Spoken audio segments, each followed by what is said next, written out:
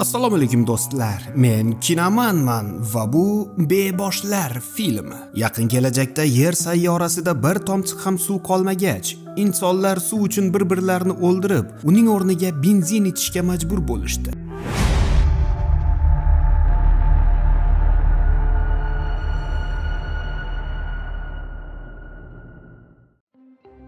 Suvning tejab ishlatilmasligi va uning ustidan nazorat yo'qligi sabab sayyora global qurg'oqchilikka yuz tutdi. Odamlar suv izlab shaharlarni tashlab ketishdi, ammo Ernest boshliq fermerlar oilasi o'z uyini tashlab ketmadi.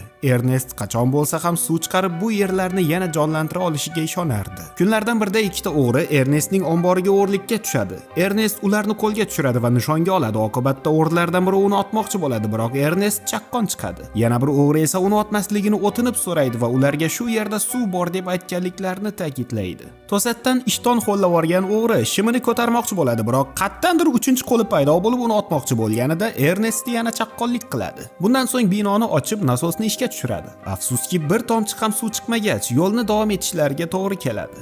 Ota-bola suvni monopoliya qilib olgan guruh oldiga kelishadi. Ular davlat tomonidan suvni taqsimlab berishlari uchun tayinlanishgan edi. Ernest ularga oziq-ovqat berardi, ular esa suv bilan haq to'lashardi. Ernest ularni fermasini suv bilan ta'minlashlariga ko'ndirishga urinadi, biroq ular ancha ko'p haq so'rashardi. Uyga qaytishayotganda eshaklari yiqilib tushib, og'ir jarohatlanadi. Boshqa yo'li qolmagan Ernest eshakni azoblardan xalos qiladi. Fermaga qaytishgach, Mary ismli do'ndiqcha qizchasi ularni guruch bilan mehmon qiladi. Da, qiz qanchalik chiroyli bo'lsa ham, qo'li unchalik emas shekilli. Bundan so'ng idishlarni tuproq bilan tozalab yuvib qo'yadi. Radio eshitib, chilqib o'tirgan Ernest qandaydir shovqinni eshitib tashqariga chiqadi va qizchasi oynadan chiqib yigitchasi bilan qochib ketganligini ko'radi. Ertasi kuni ota-bolalar auksionga borishadi va Sim laqabli temir eshak sotib olishadi. Auksion sabab Ernest burnigacha qarzga botib ketdi. Bundan so'ng avariyaga uchrab yura olmay qolgan Ketrinni ko'rish uchun shifoxonaga kelishadi. Shifoxonada uning yurishiga yordam beradigan uskuna bor edi. Ketrinni uyiga olib ketishlari uchun esa shunday qimmat uskunani sotib olishlariga to'g'ri kelardi. Ketrin bilan o'tgan shirin damdan so'ng ota-bolalar ortga qaytishadi va yo'l bo'yi Robi va Sisularni ko'rib qolishadi. Ernest odamlarning rahmini keltirish uchun chaqaloqlardan foydalanayotgan bu yosh oilani uchiga chiqqan marazlar deb atardi. Bundan so'ng zapravkaga kirishadi va chanqab ketgan Ernest biroz benzindan ho'playdi. O'sha kuni fermaga Flem ismli yigit keladi. U do'ndiqchaning sirli sevgilisi edi. Qaynotasidan qarz so'ragan yigit ularni tezda qaytarishga so'z beradi. Biroq Ernest garovga narsa qo'ymaguncha rozi bo'lmasligini aytadi. Qaynotasidan xafa bo'lgan yigit ustidan kulish uchun o'lsa ham bu yerlarni qayta ko'kartira olmasligini aytadi. Ota-bolalar Sim sabab suvchilar bilan ancha yaqin bo'lib qolishdi. Shu sabab Ernest ularni ferma uchun suv yetkazib berishga ko'ndira boshlaydi. Uyga qaytishayotganda kuyovlari minga qo'yib qaytayotganligini ko'rishadi. Uyga kelgan Ernest qiziga ko'chaga chiqmaslikni buyuradi, biroq uji katta bo'lib malla tukli bo'la boshlaganligini aytgan Mary istagan ishini qilishi mumkinligini aytadi va uni yomon ko'rishini aytib, bu yerdan qochishga qaror qiladi. U akasidan pul so'rab turganida Ernest unga yetib oladi. Quloqsiz qizini ushlagan erkak uni uyga qamab qo'yadi va derazalarni mix bilan mahkamlab chiqadi. Ertasi kuni omborga borgan ota-bolalar Simni uxlatib ketishganliklarini ko'radi. Buni Flem qilgan deb o'ylagan Ernest uning uyiga boradi, biroq otasi Sim o'g'li ertalab do'stlari bilan toqqa ketganliklarini aytadi. Bu gapdan so'ng Ernest toqqa chiqib ketadi va to'satdan musht bilan mazasi qochadi. Tunda suvchilar lagerda uyg'ongan Ernest uni ularning oziq-ovqatlarini o'g'irlaganlikda ayblayotganliklarini eshitib qoladi. Ernest bu ishni qilmaganligini aytsa-da, suvchilar boshlig'i unga hujum qiladi. Dahanaki jang boshlanadi va bor kuchini ishga solgan Ernest Kalebning pichog'i va qurolni tortib olib havoga o'q uzadi va talpadan omon chiqadi. Uyga qaytayotgan Ernest gulxan oldida uxlab yotgan Flemni ko'radi. Temir eshagi Sim ham shu yerda edi. Aynan u Ernestni yomonotlikqa chiqarish uchun suvchilarning oziq-ovqatlarini o'g'irlagan edi.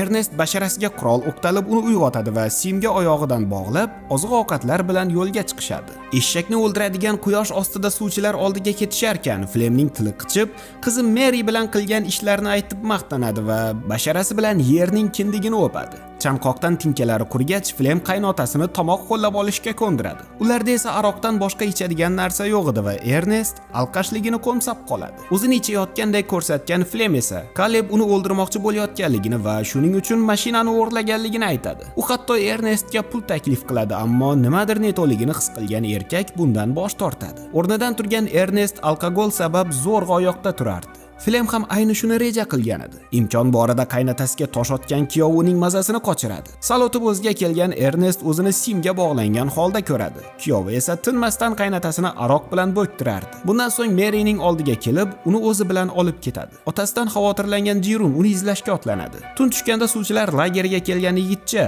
Sim o'sha yerdaligini ko'radi. Suvchilar esa otasi Sim bilan bo'lgan baxtsiz hodisada halok bo'lganligini aytishadi. Dafn kunida Mary qaytib keladi va aka-singillar otalarini so'nggi manziliga kuzatishadi. Bundan so'ng bu xabarni onalariga yetkazishadi. Ularni olib ketgani Flem keladi. Simdan jahli chiqqan Jiron uni bolg'a bilan ura boshlaydi va Flem uni to'xtatishga majbur bo'ladi. U uning ichidan nimalar o'tayotganligini yaxshi tushunishini va vaqtinchalik qahrni deb daromad manbaini yo'q qilishlari kerakmasligini aytadi. Bundan so'ng ularga g'amxo'rlik qilishlari uchun oila boshlig'i bo'lishini taklif qiladi. Singlisi undan homilador ekanligini eshitib shokka tushgan Jiron bunga rozi bo'ladi. Kunduzi suvchilarga aroq olib borgan Flem Kalemdan fermaga suv o'tkazib berishini so'raydi. Kalem oldiniga bunga rozi bo'lmaydi, ammo Flem to'satdan uni Ernestning o'limida ayblab qoladi. Sababi jasad yonidan uning quroli topilgan edi. Javobgarlikdan qo'rqqan Kalem ularga suv berishga rozi bo'ladi. Bir necha kundan so'ng yangi nasos barpo qilishadi va Flem ferma yerlarini sug'orishni boshlaydi. Va nihoyat kirlardan tozalanishlari ham mumkin edi. Bir necha haftadan so'ng Jison yerdan unib chiqqan ilk nihollarni ko'radi va ko'p o'tmasdan yerlar har xil ekinlar bilan to'lib toshadi. Bu hodisani nishonlash uchun esa Mary va Flemlar turmush qurishadi. Bir necha kundan so'ng Sam bank xodimlari bilan paydo bo'ladi.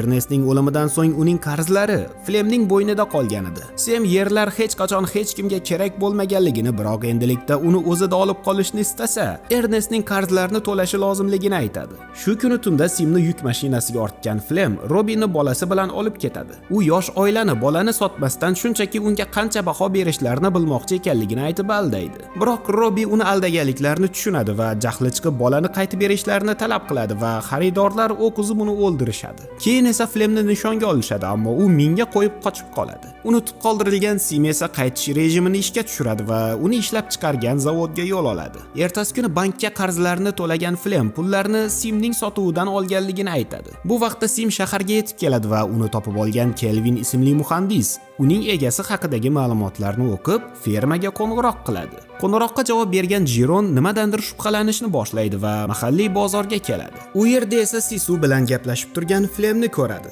Qo'lida qo'rchoq ushlagan qiz uni o'z farzandidek tutayotgan edi. Jiron ular bilan gaplashmoqchi bo'ladi, biroq Flem ularni u yerdan olib ketadi. Sal o'tib Jiron Robi haqida Flemdan so'rab qoladi va u Robi oilasini tashlab qochganligini aytadi. Haqiqatni aniqlash uchun Jiron onasini ko'rib kelish bahonasida shahar chegarasiga keladi. Biroq qorovullar uni kirgizishmaydi. O'sha yerdagi Anna ismli qiz agar yaxshi to'lasa, uni chegaradan olib o'tishini aytadi. Jiron rozi bo'ladi va yigitni tovuqlar yuklangan mashinaga ortishadi. Bir necha soatdan so'ng yuk mashinasi shaharga yetib keladi va Jiron shaharni ilk bor ko'radi. U Anna bilan fabrikaga yo'l oladi. Yetib kelishgach, qiz so'ragan pulining yarmini oladi xolos. Bundan so'ng u Kelvin bilan uchrashadi va u yigitchaga mashinaning barcha funksiyalarini ko'rsatadi. Ma'lum bo'lishicha, robotning ko'zlariga kameralar o'rnatilgan ekan. Kelvin unga qanday foydalanishni o'rgatib, uni yolg'iz qoldiradi. Otasini yana ko'rgan Jiron juda xursand bo'ladi, biroq uni Flem o'ldirganligini ko'rgach, dahshatga tushadi. Ma'lum bo'lishicha, Simni suvchilar tomonga yo'llagan Flem unga qaynotasini bog'lab qo'ygan va shu yo'l bilan